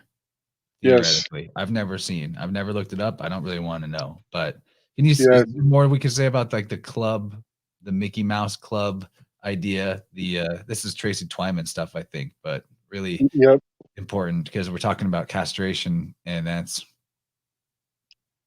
still happening. It's still a thing. I think there's a lot of people you see on TV that are castrated as fuck. Yeah, buddy. Yep. The biblical translation for the word officer, and there's your Ophiuchus, off. They're taking off their sacrifice. So the biblical translation for officer is eunuch of the Pharaoh. And the eunuchs were a very elite class because they had the ear, the favor of the Pharaoh. They could pass a message on to the Pharaoh because they lived in the same house. Eunuchs, the highest rank of eunuchs, were trusted with watching over the harem of the Pharaoh. They were the chamberlains of the Pharaoh. And so they're not going to supplant without anything to plant. You got it, buddy. Yeah. So now, just another quick fact. People can go look this up, but look at the, I guess you could call it the Mercury's orbital dance with Earth, or the retrogrades of Mercury. And when you look at it, it's a 3-clovered flower. So it looks like a 3-leaf clover. And that is the shape of the club. That is the shape of the scar from castration. And what is Mercury always holding in his hand? He's holding a phallus.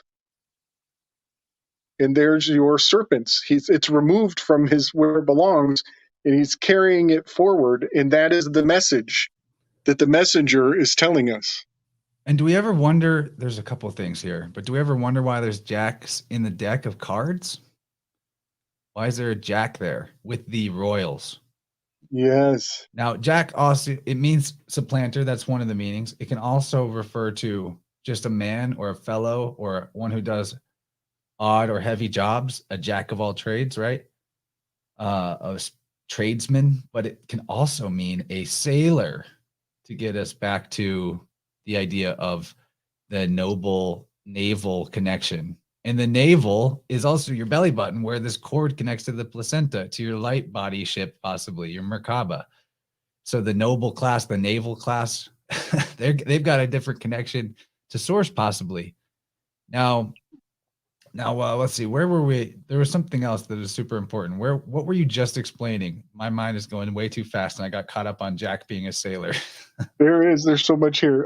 Mercury and the scar of the castration is strangely identical to the orbital pattern of Mercury, and he's holding the snakes, the serpents, the caduceus, in his hand, and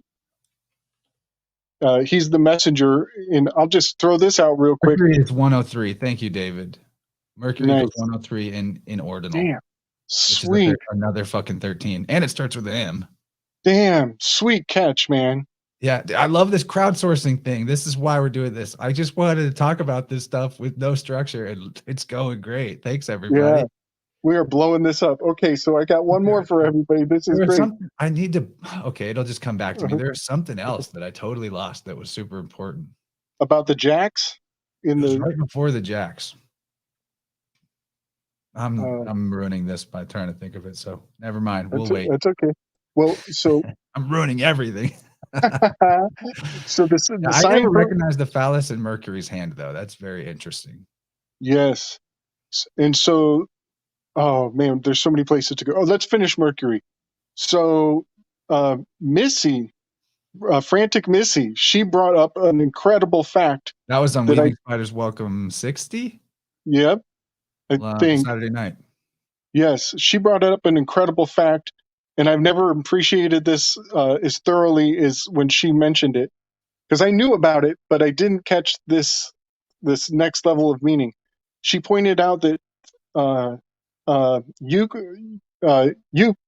eunuchs required a feather quill inserted into their stub so that they could urinate, and that's called quilling.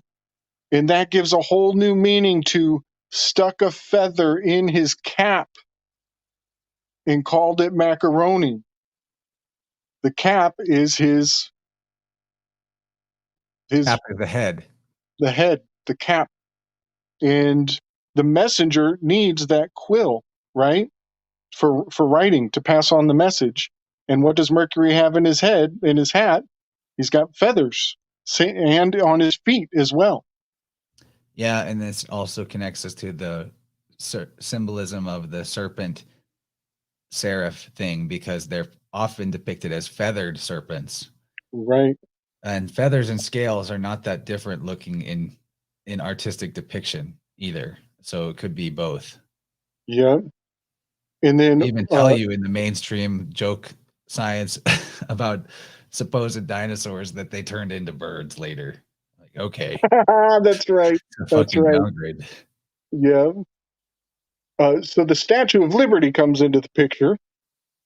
SOL, that's Sol Invictus. And the Sol Invictus cult had much to do with chopping off the old pecker.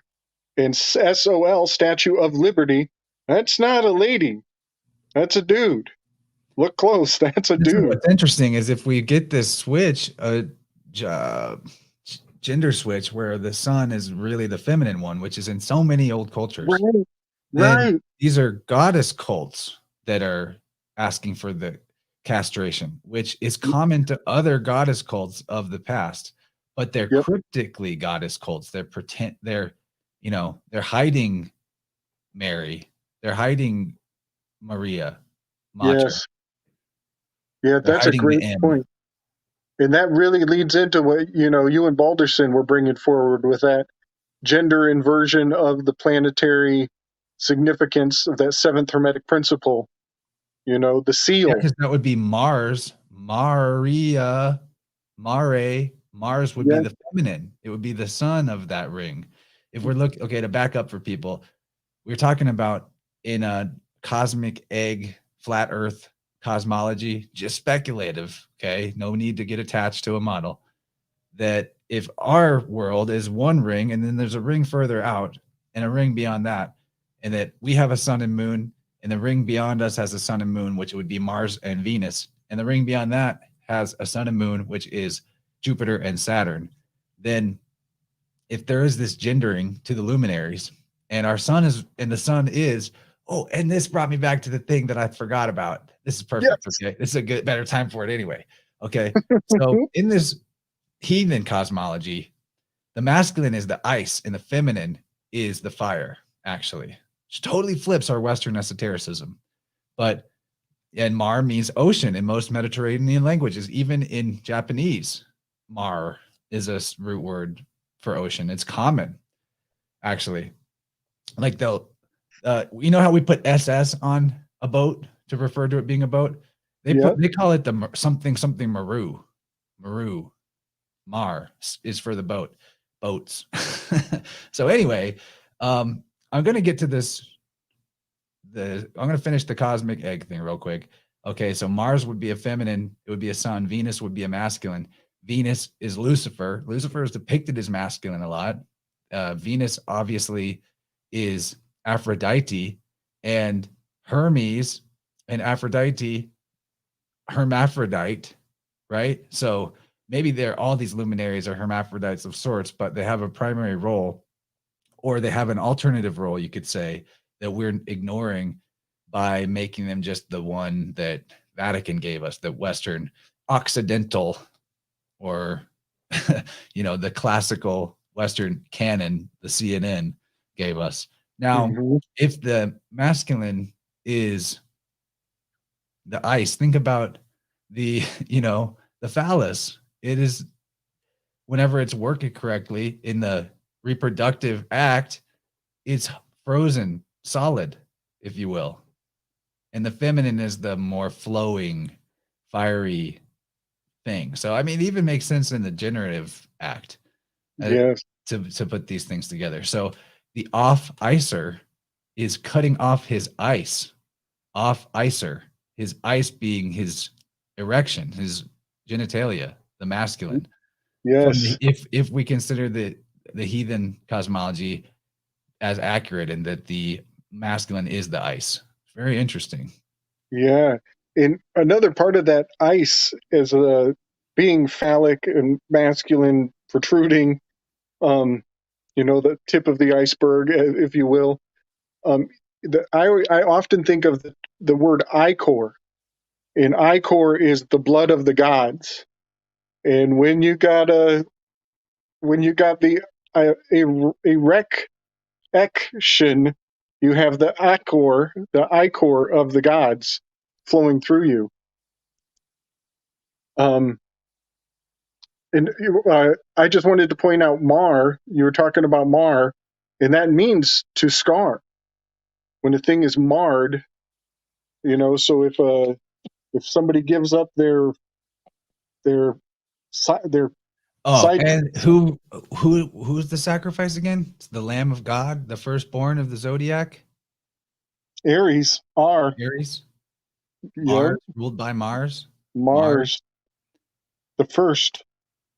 There's that sacrificial first. And we even see this linguistically in the fact that it's Aries is the morning of the zodiac. It's the dawn, right? Right. Morning. You're mourning the firstborn who's been sacrificed, the sacrificial lamb, the morning. The morning star, who is the male one, Venus, who's being sacrificed in this cult and made into the demonic one, the devil. So now we see how not just has the feminine been corrupted and transformed into the evil one, but cryptically the masculine has been under attack in our subconscious, even possibly more than the, I mean, I don't want to say more, both sides are getting fucked with, but the masculine has been held up as the golden child, and the feminine as the scapegoat. But really, the masculine is the scapegoat too. And masculine is getting sacrificed, maybe worse than the feminine in some senses, because it's not recognized as wrong. We're still in the West circumcising babies all the time. The moil even sucks the baby dick, and that's like it's okay somehow. Anyway, and then Icarus, where does he fly towards? The sun. To go back to kind of the connecting it to the phallus. If the sun is the feminine, then Icarus is trying to get to it, and CIA equals 13. Wisdom traders, damn. Nice. CIA. Yes. That's awesome. Yes, of course it is. Of course it is. Interesting. So I got one more random one. This is just a little joke I have, but Paracelsus is, he's a patriarch of the medical industry. The Medici's probably have a lot to say about that fella. But he was raised, his father, in the village that they lived in. It was a mountain town that was like the only way to get through between two major countries. So everybody on the move had to go through this little village where he lived, and his father was the shaman or the healer of that area. And the myth is, this is all myth. The facts are probably a whole nother story, but the myth is that his father castrated him to protect him from the traveling travelers who would bring potentially venereal diseases. And so that's a hell of a way to prevent venereal disease, is to totally cut off the phallus of your son. yes. And so another demonization too is like that venereal is from Venus, which is the same word as Venus. Right. A venereal, and you sacrifice the deer for the meal. The deer is the venison. Right. And venal pleasures are like bodily pleasures, or like considered lower. Right. And also it's the main vein. Venus is your main vein. That's so interesting. So my joke, to get to my punchline, is Paracelsus was also the godfather of holistic medicine. In Twilight speak, that term, holistic medicine, you could say Paracelsus had a whole less dick.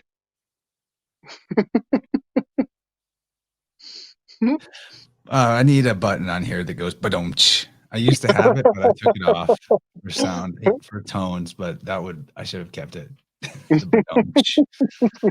need that back. Yeah. Wow. What does Osiris's hidden phallus really represent? We'll have to leave that Chad dangling because I want to finish up. Oh, man. I had some thoughts on that the other day. We don't have to leave it dangling if you got some thoughts, but we'll maybe make this the grand finale. Okay. This is great. Chance, this has been so great. We have really put all of the information into one package, if you will, for all the people. Oh, man. The chat is so lit. Fallible, phallus. Man, okay. It's too good. Thank you, okay. Stephanie. All right, here it goes. So this is just some of my crazy musing, and there may be a lot to what I'm about to say, and it has to do with what she just mentioned with the Osiris's castration ritual. I believe that the Mississippi is actually the Nile, and that the entire mythology of Osiris being castrated and his body parts being thrown in 14 places throughout the world, and the one piece has gone missing, was thrown into the Nile River. I believe the Mississippi is actually the Nile River. And the phallus Thank you. Yes. Yes. The Mississippi has been cut out of the Bible. The 7 rivers of Isaiah 11:15. Those 7 rivers are the 7 rivers of the Mississippi. The Nile does not have anything remotely close to that description. And so the phallus that got Which takes us thrown to the Gulf of Mexico, actually. goes to the Gulf of Mexico, which has a red tide. Regularly, it has a seasonal red tide. The water turns red as though a menstruation cycle or full of blood. And that penis that went floating down that stream, that penis is Florida. Florida is the phallus of Osiris. And to go back to the fallible phallus too. I mean, what's the joke about Florida man? Boom, Florida man does castration this dumb spell. thing and that thing. Florida Oh, man is yeah. lame, loser. It's all phallic. And guess where Florida is in the territories? Right on Scorpio, where Ophiuchus is. The cusp of Florida, right there at Panacea, Florida, that is pointing right at the point of Ophiuchus in the territories. I gotta bring up these great comments from wisdom traders too. 12 is the number of lines that border a cube. The fact that the 12 are all connected in the center is the 13th. 13 is the number that bonds multiplicity into oneness. I was kind of getting into that with Metatron's cube too. And I could agree with that we need that 13th to complete. It's, Jesus is the 13 that the 12 disciples are around. That's the Christos within us requires us to integrate this part. And then he also pointed out the Hebrew word ahava is love, has a numerical value of 13. And this is something like the reason why I'm studying Sabak isn't because I fully think that his thesis is 100% accurate in terms of like that everything about this symbolism it is referring to evil overlords. Maybe I need to talk to him. I want to, hopefully soon. And maybe he wouldn't go there. But because I want to start doing the research to see what linguistic connections to positive concepts we could link back to the, the serpent. Yeah. Because I do think that all of the symbolism is neutral in nature. Like serpent isn't evil or good. It is what it is. It depends on where you're at. If you're its prey, maybe. But Apha is a viper or a serpent in Hebrew. And Ahava sounds a lot like Apha. It's not that far off. Pierre Sabak makes bigger stretches than that. So yeah. Holy shit, that book is like 230 bucks. What book is that? That's 230 bucks. If you're looking on Amazon for Pierre Sabak books, don't go to his website directly. Buy it from him directly. It will be a reasonable, normal ass price. He just doesn't sell to those big distributors, which is cool.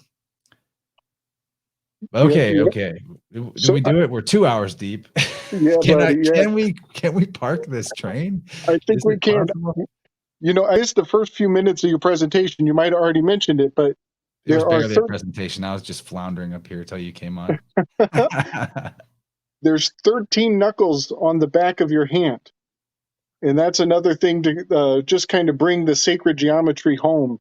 Connect you to the alphabet too. Yeah. Yeah. So, in that aspect, knowing something like the back of your hand is a roundabout, beautiful way of, having familiarity with that number 13. And, you could say it has to do with the Kundalini, and building up the Kundalini. Phallus phalanges. Thanks, Melissa. Now, phalanges, by the way, people mistake that to mean fingers, but it's actually the segments of your finger that are separated by the knuckles. So even the word phalanges is getting us into the idea of the 13 knuckles too. So that's interesting. All right. Yeah. Hey, Gabriel, thanks for coming on with me. Right on, Chance. Slick Dissident on YouTube. That was fun. That was so fun. Definitely would have been much shorter if I was alone, but surprise podcast, everybody. I'm just feeling it. So we did it. I'm going to see if I can do more off the cuff content like this. Oh, You know what? The last thing that I didn't screen share is the Ophiuchus symbol. Nice. Very interesting. Very interesting. Who made up this symbol? Where is this always been a thing? I'd want to do more research. But like you pointed out, or maybe you didn't point it out, but someone pointed out that it reminds us of the wave that we do on Weaving Spiders Welcome. It sure And does. that U shape is kind of phallic too, or like a vessel. Yep. A bowl, or a cup, right? Yeah. That connects to the ophinum, which are related to vessels and baskets. Ophinum, Ophiuchus. All right. Well, we cracked into some interesting questions here, and there's a lot more to research about this, and we'll do what we can. But thanks everyone for hanging out. I love that we all hung out. And Jayla says she didn't get an alert from YouTube. That's because YouTube doesn't really like what we do here. They don't really want you to watch people like this. Yeah, Pharaoh is connected to all this. Ashton, Vanguard, Pharaoh is big time to the idea. Yep. But yeah, thanks for the fun thoughts, man. We will do it again, and we talked about, me and Mark on My Family Thinks I'm Crazy, we talked about you today, so that'll be on an upcoming episode. Hey, sweet. All right. Oh, I'm sorry for that loud noise. Oh God, now I just want to read everything in the chat out loud. Verse 13 of the Tao Te Ching. One who sees himself as everything is fit to be guardian of the world. One who loves himself as everyone is fit to be teacher of the world. Verse 13, Tao Te Ching. That's the companionship 13 of the I Ching too, where the companions are identical. Man, I love it. Hey, that's good to remember though. All is self. We're all the same spirit of God animating this matter. And if we start acting like it, things are going to get really cool up in here. That's what's up. Good night, everybody. Good night, Gabriel. Thanks, buddy. Good night, Chance. Good night, everyone. Much love. Peace and strength.